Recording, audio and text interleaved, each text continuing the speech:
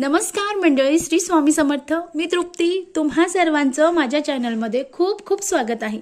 बघा मंडळी, आपल्या घरातील अतिशय जिव्हाळ्याचा विषय आणि आपल्याला त्या ठिकाणी अतिशय प्रसन्न वाटतं असं म्हणजे देवपूजा. प्रत्येकाला वाटतं की आपल्या घरामध्ये आपल्यावर देवतांची कृपा राहावी, यासाठी अनेक जण आपल्या देवघराची विशेष काळजी घेत असतात. असंच मंडळी, देवघर आला तर आपण अनेक जण जो दिवा आहे, अगदी अखंड दिवा किंवा तुम्ही जेव्हाही दिवा लावतात त्या दिव्याची विशेष काळजी घेत असतात. पण असंच तुम्ही रोज दिवा लावतात आणि दिवा लावताना ही एक गोष्ट तुम्ही ऑब्झर्व केली आहे का, बघितली आहे का? ती म्हणजे कोणती? तर जेव्हा तुम्ही दिवा प्रज्वलित करतात तेव्हा त्या दिव्याच्या वातीला काजळीसारखा आकार येतो आणि त्या काजळीला फुलासारखा आकार आलेला असतो. मग आपल्याला असं वाटतं तिनं खूप काजळी धरली आहे. हा जो फुलाचा आकार आहे तो आपण काढून टाकायचा आणि त्यानंतर जे दिवा आहे ते नीट करायचा. पण चुकूनही असं करू नका. तुमच्यासोबत या गोष्टी घडत असतात हे तुम्हाला माहिती नाही, कारण काजळीला फुलासारखा आकार येणं म्हणजे यासोबत काहीतरी चांगले संकेत असतात किंवा वाईट संकेत असतात. तेच काय आज मी तुम्हाला या व्हिडिओमध्ये सांगणार आहे. व्हिडिओ स्किप न करता अगदी पूर्ण पहा. माझ्या चॅनलला नवीन असाल तर चॅनलला सबस्क्राईब करा. बघा मंडळी, जेव्हा आपण देवघरामध्ये दिवा प्रज्वलित करतो तेव्हा तो दिवा जळत असताना काही वेळेस त्या काजळीला फुलासारखा आकार तयार होतो आणि जेव्हा दिवा शांत होईल त्यावेळेस त्या काजळीला फुलासारखा आकार तयार झालेला असेल. असं तुम्ही कित्येक वेळेस बघितलं असेल. पण पूजेच्या दिव्यामध्ये फूल झालेलं हे सकारात्मकतेचे प्रतीक आहे.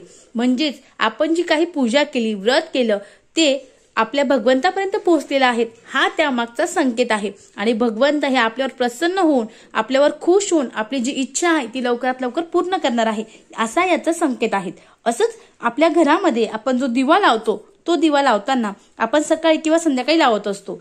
तसंच आपल्याला जो दिवा आहे तो आपण दिवसभर सुद्धा लावत असतो. पण आपल्या घरामध्ये वात तेवत ठेवायची असेल, बऱ्याच जणांच्या दिव्यामध्ये विशिष्ट आकार तयार होतो. काही जण 24 तास जो दिवा आहे तो लावलेला असतो. अगदी कुणाच्या घरामध्ये वर्षभर म्हणजे 365 दिवस दिवा लावलेला असतो. म्हणजे तो कधीही जो शांत आहे किंवा विजत आहे तो विजत नाही, तो अखंड तेवत असतो. त्यांच्या घरामध्ये जी वात आहे ही प्रज्वलित असते आणि अखंड दिवा त्यांच्या घरामध्ये पेटत असतो. आपल्या घरामध्ये जो दिवा आहे तो नेहमी जळता किंवा पेटता आपण बघितलं असेल. दिवा कधीही आपल्याला जो आहे तो विझवायचा नाही. ज्या घरामध्ये दिवा पेटतो आणि अखंड ज्योत असते त्या घराच्या मांगल्याच्या गोष्टी घडत असतात. त्या घरामध्ये नेहमी सुख समृद्धी दरवळत असते. माता लक्ष्मी त्या घरामध्ये अखंड वास करते, म्हणून दिवा हा नेहमी प्रज्वलित ठेवायचा आहे. आता असंच तुमच्या घरामध्ये जो दिवा आहे चालूच राहतो. मग काही संकेत आहेत का? तर हो, हे 8 संकेत आहेत. ते संकेत कोणते ते जाणून घेऊ. तर तुम्ही तुमच्या देवघरामध्ये दिवा जो आहे तो तेवत ठेवणार असाल तर कधीतरी ऑब्झर्वेशन करा, कधीतरी बघा तुम्हाला दिव्यामध्ये जर फूल होताना दिसत असेल तर तुमच्यावर त्यामध्ये फूल तयार होत असेल तर हे देवी संकेत आहे. म्हणजे तुमच्यावर तुमची कुलदेवता जी आहे किंवा तुमची कुलदेवी आहे तिचं अखंड वरदहस्त आहे. तुमच्या घरामध्ये लवकरात लवकर जे मांगल्य कार्य आहे ते घडणार आहे. तुमच्या अनेक अडचणी आहेत ते सुटणार आहेत. आता आपल्यावर जर आपल्या कुलदेवतेचा अखंड वरदहस्त राहिला तर आपल्या जीवनामध्ये कशाची कमतरता राहत नाही. आपल्या ज्याही चांगल्या गोष्टी आपल्या जीवनामध्ये घडत असतात. त्यानंतर आपल्या दिव्यामध्ये जर फूल होत असेल तर हे सकारात्मक ऊर्जेचे लक्षण आहे आणि तुमच्या घरामध्ये चांगले वातावरण असल्याचं दर्शवते. आपल्या घरातलं वातावरण जर प्रसन्न असेल तर माता लक्ष्मी सुद्धा आपल्या घरामध्ये अखंड वास करते. पण आपल्या घरात जर किटकिट चिडचिड असेल तर माता लक्ष्मी आपल्या घरात कधीही राहत नाही. त्यामुळे तुमच्या दिव्यात जर फूल बनत असेल तर हे सुद्धा तुम्हाला तुमच्या लक्ष्मी प्राप्तीसाठी अतिशय सुंदर असा हा उपाय आहे. यासोबतच काही जण असाही अर्थ घेतात की तुमची कोणती तरी इच्छा आहे, खूप दिवसापासून एखादी इच्छा पूर्ण होत नाही, आता ती पूर्ण होणार आहे. त्यामुळे तुमच्या दिव्यामध्ये फूल तयार होत आहे आणि यासोबतच जी तुमची इच्छा आहे ती लवकरात लवकर अगदी शीघ्र पूर्ण होणार आहे. यासोबतच आपल्या जो दिवा आहे त्या दिव्यामध्ये जर फूल तयार होत असेल तर आपली जी माता लक्ष्मी आहे तिचा अखंड वरदहस्त आपल्यावर राहणार आहे आणि माता लक्ष्मी आपल्या घरामध्ये अखंड वास करणार आहे. माता लक्ष्मीने जर आपल्या घरामध्ये अखंड वास केला तर आपल्याला कशाची कमतरता राहणार नाही. पैसाच पैसा आपल्याकडे राहणार आहे. यासोबत सुख शांती समृद्धी सुद्धा आपल्या घरामध्ये राहणार आहे. ज्या घरामध्ये सुख शांती समृद्धी असते त्या घरामध्ये माता लक्ष्मी अखंड वास करत असते. यासोबत असं मानलं जातं की अनेकांना असं वाटतं की मी जी पूजा केली, व्रत केलं, वैकल्य केलं, एखादी पोथी वाचली. आता अनेकांना, माझा सुद्धा स्वतःचा अनुभव मी तुम्हाला सांगणार आहे, अनेकांना एखादी पोथी वाचताना सुद्धा दिव्यामध्ये फूल तयार होतं. मग तुम्ही जे व्रत वैकल्य करत आहात, एखाद्या पोथीचं पारायण करत असाल तर ते पारायण भगवंतापर्यंत पोहोचलं आहे आणि त्यांचा शुभ आशीर्वाद म्हणजे दिव्यामध्ये फूल तयार झाला आहे. ही ईश्वराची कृपा आहे. एखादी जी पूजा आहे, अर्चा आहे, सेवा आहे ती अगदी मनोभावे केली तर ती भगवंतापर्यंत पोहोचती. पण पोहोचली तर आपल्याला कसं कळेल, तर आपल्या जो दिवा आहे त्या दिव्यामध्ये फूल तयार होतं आणि समजून जायचं की आपल्यावर भगवंताची कृपा आहे, आपण केलेली सेवा भगवंतापर्यंत पोहोचली आहे. यासोबत आपल्या एखादी इच्छा आहे, मनोकामना आहे ती सुद्धा लवकरात लवकर पूर्ण व्हायची असेल, होणार असेल तर त्यामुळे सुद्धा दिव्यामध्ये फूल तयार होत असतं. असंच आपल्या घरामध्ये सुख, शांती, समृद्धी, वैभव असेल तर न चुकता अनेकांच्या घरात रोज जे फुल दिव्यामध्ये फूल आहे ते तयार होत असतं. आता फूल तयार होतं तर फुलाचे काही आकार आहेत का, तर हो, आकार सुद्धा आहे. ते कोणते आपण ते जाणून घेऊ. जेव्हा तुम्ही दिवा लावता तेव्हा वातीभोवती तेलामुळे एक विशिष्ट आकार तयार होतो आणि कधी कधी तो फुलपाखरासारखा दिसतो. हा सुद्धा आकार शुभ मानला जातो. बरेच लोक दिवसातून फक्त 2 वेळा दिवा लावतात आणि सकाळ संध्याकाळी त्या वेळेला पण दिवा लावत असतात. अखंड ज्योत असेल किंवा संध्याकाळी तुम्ही दिवा लावत असाल तर त्यामध्ये विशिष्ट आकार तयार होत असतील तर समजा, किंवा चंद्रकोर बनत असेल तर बरेच लोकांच्या दिव्यामध्ये चंद्रकोर बनत असते. तसेच बरेच लोकांच्या दिव्यामध्ये फूल बनतं, म्हणजे कमळाचं फूल, गुलाबाचे फूल किंवा जास्वंदाचे फूल असे अनेक प्रकारची फुलं बनत असतात.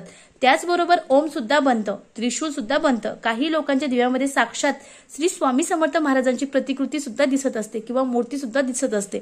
असं अनेक भक्तांना अनुभव आले आहेत. खरंच आहे, मी सुद्धा गुरुचरित्राचं पारायण करताना जेव्हा दिवा प्रज्वलित केला होता तेव्हा मला माहित नव्हतं की दिव्यामध्ये फूल तयार होतं.